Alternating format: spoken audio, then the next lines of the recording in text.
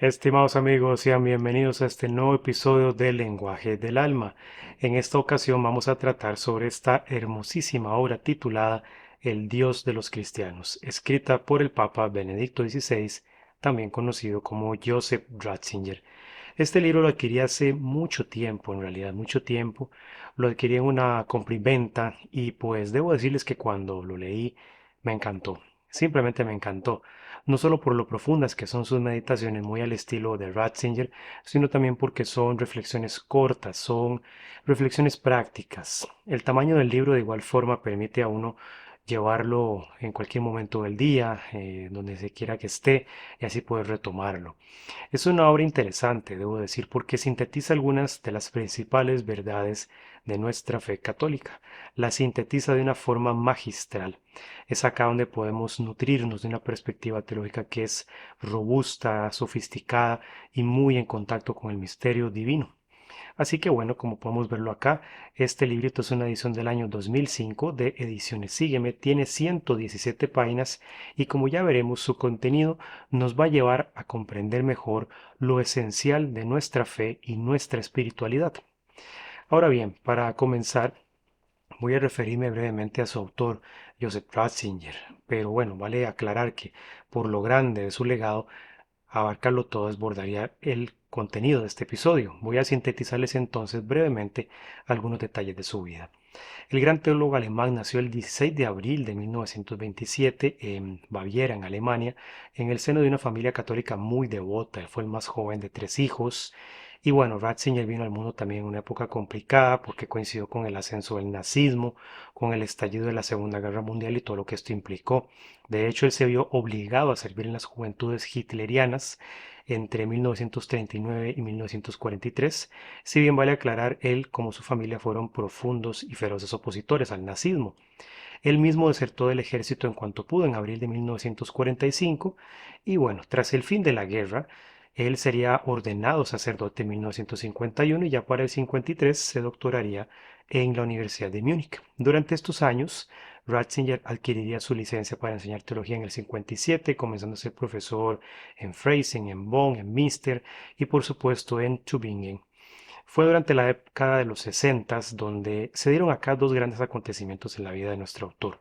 Primero, el comienzo de su carrera como escritor y su participación en el Concilio Vaticano II. Aquí Ratzinger llegaría a ser una figura notable durante el concilio, tanto por su erudición como por su marcado progresismo, el cual muy interesantemente dejaría de lado después. Verán, tras el concilio algo sucedió con Ratzinger. De ser un teólogo liberal y progresista pasó a convertirse en un teólogo más conservador, uno más enfocado en custodiar y transmitir la sagrada tradición de la Iglesia. En este sentido se dio un cambio en él, sobre todo creo yo después de ver las desastrosas consecuencias de las revueltas estudiantiles acaecidas en 1968 en Europa y Norteamérica. Revueltas que, bueno, estuvieron motivadas por una agenda política izquierdista que rechazaba a la Iglesia Católica, su tradición y su fe. Por otra parte, la forma en que se implementaron también las reformas del Concilio Vaticano II fueron en muchos casos bastante agresivas y liberales, estas reformas, especialmente en Europa, Norteamérica y Latinoamérica. La reforma litúrgica, por ejemplo, se alejó mucho de la intención misma del concilio. Ratzinger fue testigo de primera mano de la consiguiente crisis que se suscitó en la Iglesia y pues vale decirlo, es una crisis que perdura hasta hoy en día. Todo esto, verán, lo llevó a virar hacia una perspectiva y una postura más vinculada a la tradición, a la defensa del depósito de la fe transmitido por Cristo y sus apóstoles.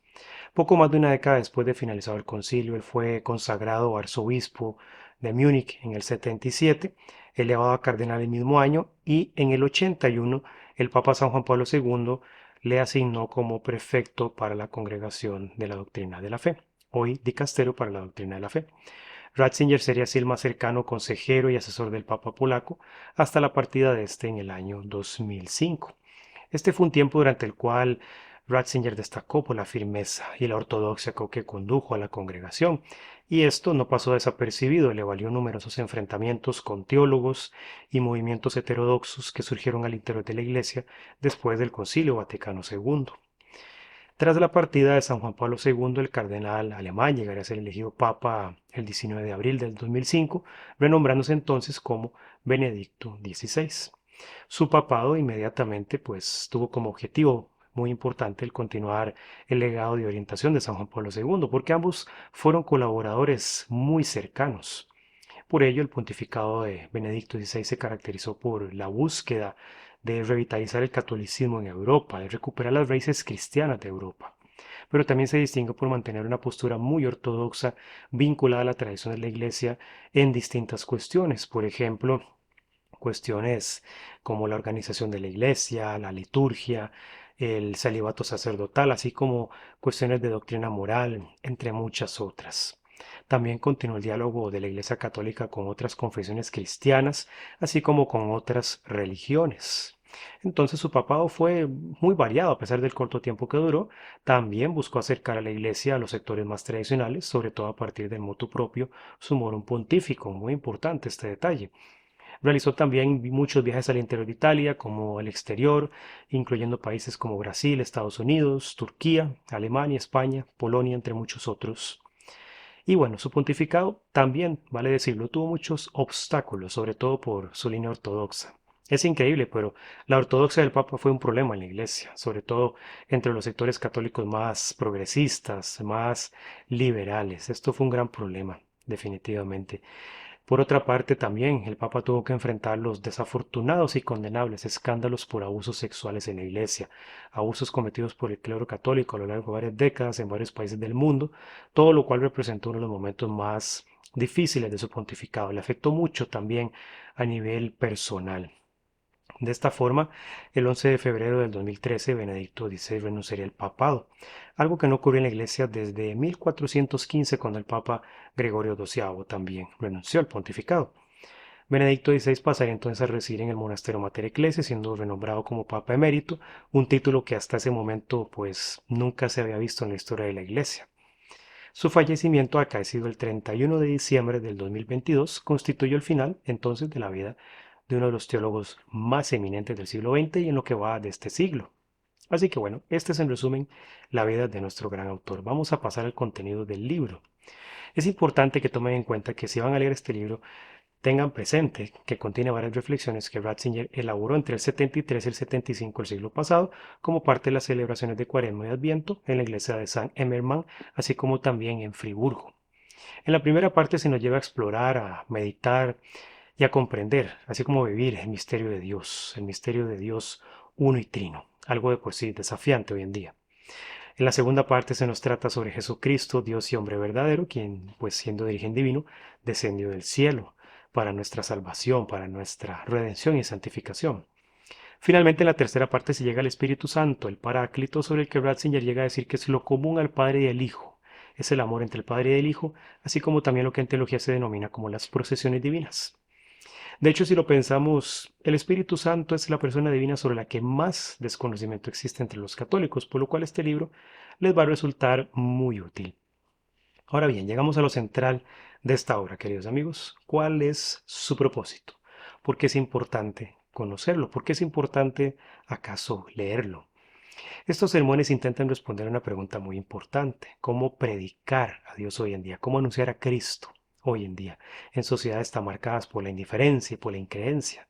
Es difícil porque, como ya lo plantea Ratzinger, el gran problema hoy en día es el virulento antropocentrismo en que se funda nuestra época moderna. Este antropocentrismo tan radical, en el que Dios básicamente está ausente en un mundo que solo está centrado en el ser humano. No porque Dios no exista, sino porque el ser humano ha vuelto la mirada hacia sí mismo y vive como si Dios no existiese. De esta forma, entonces, el ser humano ha querido acaparar el poder para hacer y deshacer su mundo, su realidad e inclusive a sí mismo, como lo vemos en tantas ideologías contemporáneas.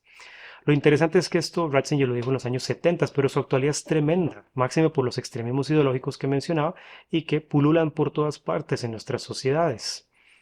Veamos entonces, por ejemplo, qué es lo que nos dice en las páginas 14 y 15 para comprender mejor esto. En un mundo tan al dedillo, no hay lugar para ninguna intervención de Dios. Solo en el hombre hay remedio para el hombre, pues solo en el hombre está el poder sobre el mundo. En cambio, un Dios sin poder no es Dios. No hay ya Dios alguno allí donde el poder está solo en el hombre. Bien, no significa esto que nuestro autor viera con malos ojos el conocimiento. La crítica de él va más allá, apunta a algo más allá. El gran problema aquí es la sed de poder que muchas veces está detrás del afán de conocimiento, el cual en sí mismo puede convertirse en un ídolo, como tantos ídolos hay hoy en día. Ratzinger aquí es exhortativo, nos invita a cuestionarnos cuáles son los ídolos que pueblan nuestra realidad.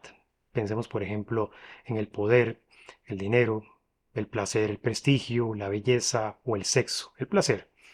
He aquí por qué el Dios unitrino desafía el mundo actual, entonces, porque Él es el totalmente otro.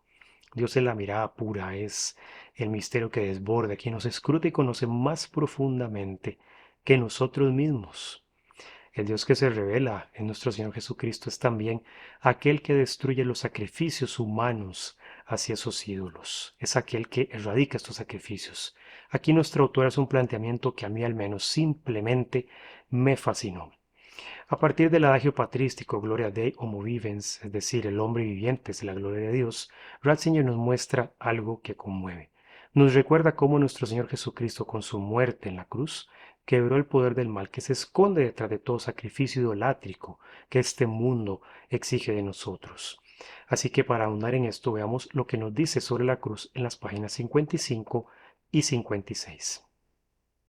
Pero, ¿qué significa entonces la cruz del Señor? Es la forma que toma aquel amor que ha aceptado al hombre por completo, aun en su culpa y por lo tanto, aun en su muerte hasta las cuales ha descendido. Así llegó a ser sacrificio en cuanto a amor sin límites que carga hombros con el hombre, como con la oveja perdida, y lo conduce de nuevo al Padre a través de la noche del pecado. Desde ese momento existe una nueva clase de sufrimiento, el sufrimiento no como maldición, sino como amor que transforma al mundo. Conocer y amar a Dios es para el ser humano de hoy en día un problema muy complejo. Estamos muy llenos de nosotros mismos, muy embebidos de nuestros logros como humanidad. Aquí más bien se trata de volver la mirada al Dios que se presenta como Padre, pero que también se revela en el Hijo y nos infunde su amor por medio del Espíritu Santo. Las reflexiones de este libro son netamente trinitarias de principio a fin. Bien, esto es lo que se refiere al contenido del libro.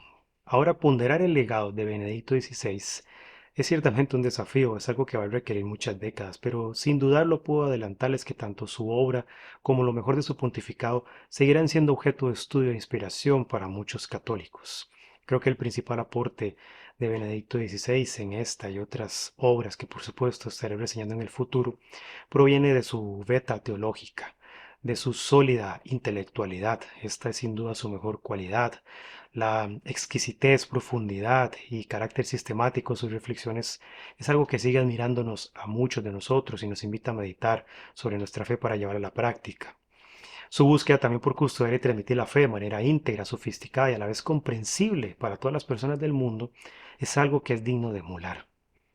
Podemos buscar el rostro del Dios unitrino en este libro, sin duda, donde hermosamente van ustedes a encontrar que se nos habla de aquel que todo lo trasciende. Así que bueno, si alguien tiene más interés en las obras de Ratzinger, pues son muchas las obras que podría recomendarles, pero pueden empezar con todas las encíclicas que él escribió como papa, sobre todo la encíclica Deus Caritas Est, un documento precioso realmente. También les recomiendo Introducción al Cristianismo, Jesús de Nazaret en 3 tomos y Mi vida, que constituye su autobiografía. Entonces, queridos amigos, acá quedamos por el momento, pero meditando en las valiosas ideas de esta gran mente de la Iglesia Católica que nos puede acercar a nuestro Señor Jesucristo.